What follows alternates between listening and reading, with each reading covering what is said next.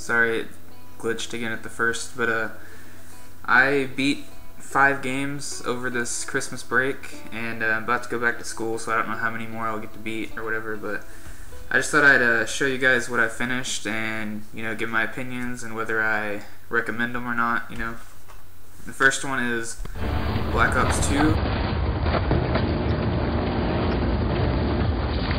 Take out that barricade!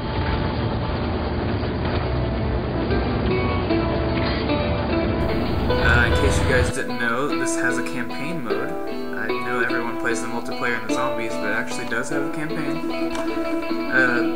It was pretty good actually. I just ran through it on easy though because I don't care enough to try to platinum it. I might eventually, but yeah, it has a lot of like futuristic things in it. Like it'll go back and forth in the time zones, or not time zones, time eras, I guess you could say. And it's pretty much all just one guy's memories, like telling his own story or whatever. And there's multiple endings and stuff. I got a kind of okay ending, kind of not okay. It was kind of bittersweet, I'm not gonna go any more into that though, because I don't want to ruin it for anyone who's gonna finish it. But yeah, Black Ops 2, and then I beat Assassin's Creed Brotherhood.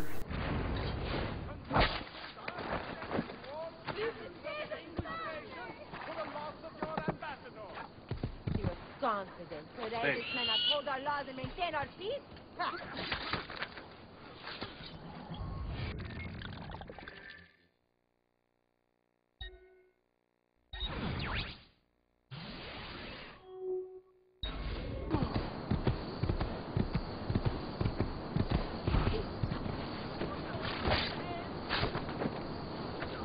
I have been a huge Assassin's Creed junkie for a while now. I decided to, it was right before the third one got announced, or right when it got announced. You could get these like metal tins, like if you pre-ordered the game or whatever, and I thought it was pretty cool, so I just put $5 down on the steel case, which is going for like 20 bucks on Amazon right now, so that's good.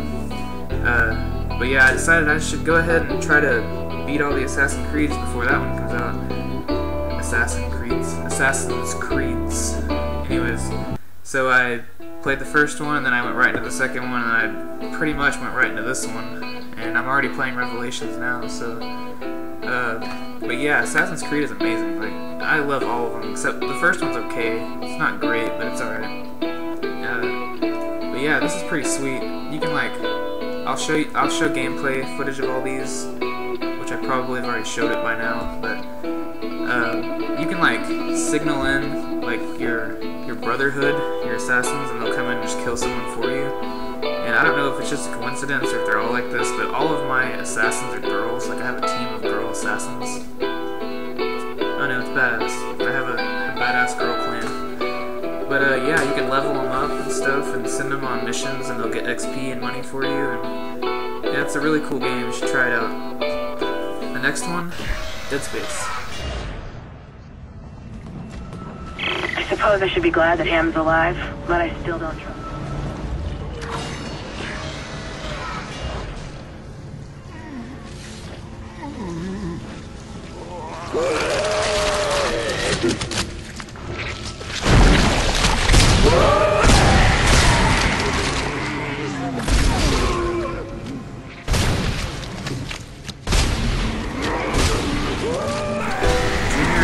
This thing called bro games, where we pick a game that the other one probably wouldn't have tried out,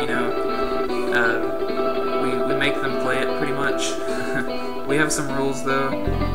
One, you can't do sequels, because obviously we're not going to play number 2 before 1. I know some people do that, Jacob. But yeah, so I picked Darksiders for him, and he picked Dead Space for me. And I thought it was okay at first, because if you don't know Dead Space, it's like a super scary game. It's like really creepy, stuff popping out all the time and like chasing you and stuff. And it kind of makes me uneasy when I play it, and I only play like one chapter before I stop. Like I can't binge game it because I just get too like freaked out, especially if I'm playing in the dark by myself.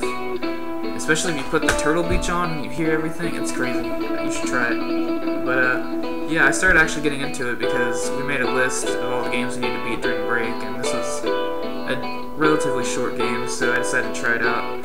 It's really good, actually. I got the second one, I went and got it, I haven't played it yet. Yeah, if you like scary games, play this. It's very scary.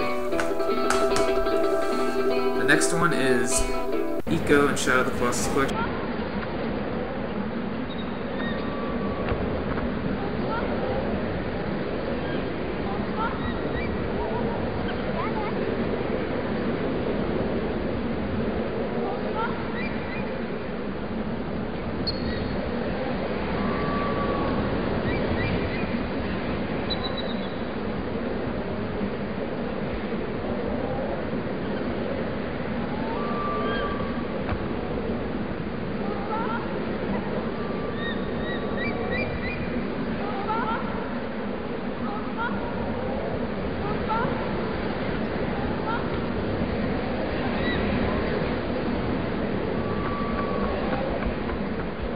I only beat Eco, I didn't even play Shadow of the Colossus, which that's Eco playing right there. It's just the start screen or whatever. This game is really good, actually. If you like a bunch of like cutscenes all the time and stuff, you probably won't like it, because it only has like 3 cutscenes like throughout the whole game, I think. I don't know, something like that, 2 or 3. But it seems like it's supposed to like, you know, let me think. It seems like you're supposed to like kind of interpret the story for yourself, I guess, because there's not a lot of dialogue in it either, and like when the girl talks, you can't even tell what she's saying. Like you have to look it up online if you want to know what she's saying. I think it's like a mix between Japanese and like Latin or something. It just sounds weird. It's like anyways, sorry. But yeah, that's her, Yorda. You play as that dude, Eco. Some people call him Ico, but I heard it's pronounced Eco. He finds Yorda in the castle. He gets banished to the castle because he has horns, and I guess they don't want their kids having horns. Horny kids are never good, I guess. But yeah, they banish him to the castle. He breaks out. You find Yorda. That's all I'm gonna say. He breaks out of like a little cage thing. But yeah, it's supposed to be like an emotional adventure type thing. But I definitely recommend it. It is a classic. Sorry. But yeah, if you're gonna play it though, I recommend getting this version, because the PS2 version in North America got gypped on a lot of stuff. Like on this one, on the Japanese and PAL versions of the PS2 game, once you beat it, you can go into co-op mode and one person play Yorda, which, like I said in a previous video, Yorda's AI is like stupid. Like she's very, very dumb. So hopefully you have a friend who's a little bit smarter than her and she can control her for you. Yeah, that's really cool. We got gypped in North America. Also, there's a special like watermelon ending. I'm not gonna say what that is. You can YouTube it if you want, but it's after the credits. We got gypped on that too, which that's only on the second playthrough that it comes. But there's also a secret weapon in this game, and if you play through the game a second time, it becomes a lightsaber. We got gypped on that in North America. But this PS3 version has all of it. Yeah, it's all on this one. They decided to fix it. Also, the PAL and Japanese ones had this cover, which some people say it's like one of the best covers ever. And then the North American one sucks, according to everyone else. Like they think it's like the worst, like one of the worst covers ever. So yeah, we got really screwed over on Eco, so I suggest getting this one. Also, there's trophies. It's the same price as the PS2 version, and it comes with another game. But yeah, the combat's really easy in this game, which is okay with me. I mean, I'm not like a combat junkie. If you get the secret weapon I was talking about, you can kill people in like 2 hits, not even joking. But yeah, it's mostly just the castle is just a big puzzle. You gotta keep her safe. If you leave her too long, these shadow people will come out of the ground and try to take her. But they're very easy to beat. Like it's like a joke, pretty much. They do get kind of annoying though.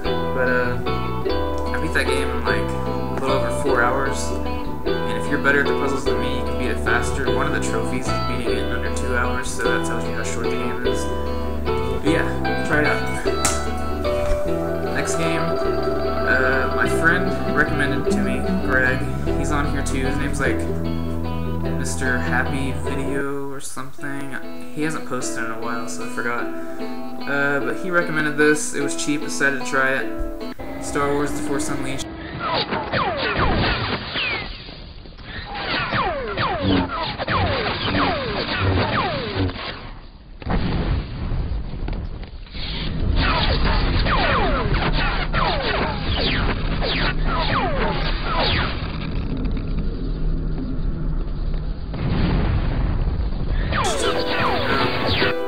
I didn't have high hopes for it because it didn't get great ratings, but it's okay. Like, the combat's kind of cool, except for the locking on sucks. Like, the targeting system in this game is just so flawed, it's terrible. The story is okay, kind of predictable, but the coolest part's when Darth Maul randomly shows up. I thought that was cool. And by the way, I'm by no means a Star Wars junkie. Like, I don't have a problem with Star Wars. I'm just not one of those Star Wars people, you know, the Star Wars people. You know who I'm talking about. You might be one of them if you're really into Star Wars. But it's like the Trekkies in Star Trek, but the Star Wars version. You should call them the Warsies. I don't know. But this game's alright. I don't know if I'll play the second one. If I find it really cheap, I might. But this game just really made me angry a lot. It also had a lot of glitches. Like, it would just glitch out randomly sometimes. One time I fell into a pit, and I tried to jump out because you can do like a double jump, and I got stuck in the ground, and my guy was just like free floating in a black screen, and like you could move him around in circles, and there'd be tracers, and it looked like you're making a painting or something, and it wouldn't do anything. But unless that's like some kind of special mode, which I doubt it is, this game is very glitchy. But yeah. Thanks for watching, and I hope you watched the whole thing. Sorry if I bored you. I think I'm going to start, you know, just getting a group of games that I've played and tell you if I recommend them or not. Obviously recommend that one. Definitely recommend this one. One of my favorite series ever. Great game. Very scary. Classic. Might like it, might not. I think you will, though. Not you, though. Some of you who don't like that kind of game. But play it at your own will. You might like it at your own risk. I mean, yeah. But alright, thanks. See you later.